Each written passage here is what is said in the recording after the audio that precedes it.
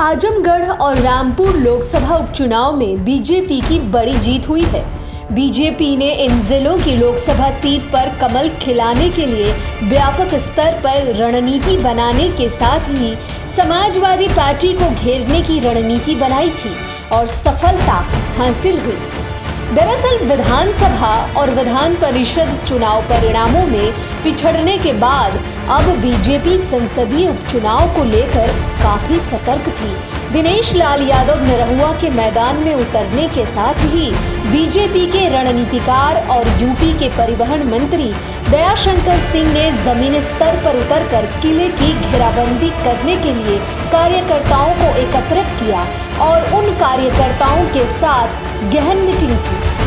घंटों चले इस मीटिंग में एक एक बूथ और सेक्टर पर किलेबंदी को मजबूत करने के लिए व्यू रचना की गई, जिससे ये अभेद्य हो सके।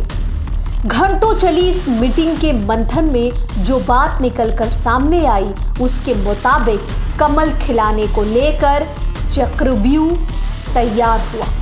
संगठन मंत्री और एक क्षेत्रीय संगठन के पदाधिकारियों की तैनाती कर दी गई। योगी सरकार के कैबिनेट मंत्री दयाशंकर सिंह ने इस तरह किला फतह कर दिनेश लाल यादव निरहुआ के सर जीत का सेहरा बांधा और आजमगढ़ में कमल खिलाकर ये साबित कर दिया कि संघर्ष करने पर सफलता जरूर मिलती है। और हो भी क्यों ना, ये योगी सरकार की जीत के लिए उतरी दिग्गजों की फौज जो ठहरी। इस दिग्गज की फौज ने आजमगढ़ में सपा के किले को भेद कर MOI समीकरण को बड़ा संदेश दिया है।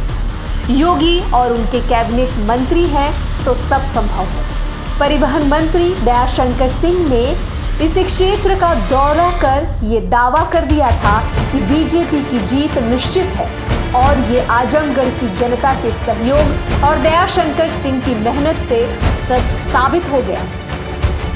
दरअसल अखिलेश यादव के इस्तीफे से खाली हुई आजमगढ़ सीट पर 23 जून को मतदान हुआ था।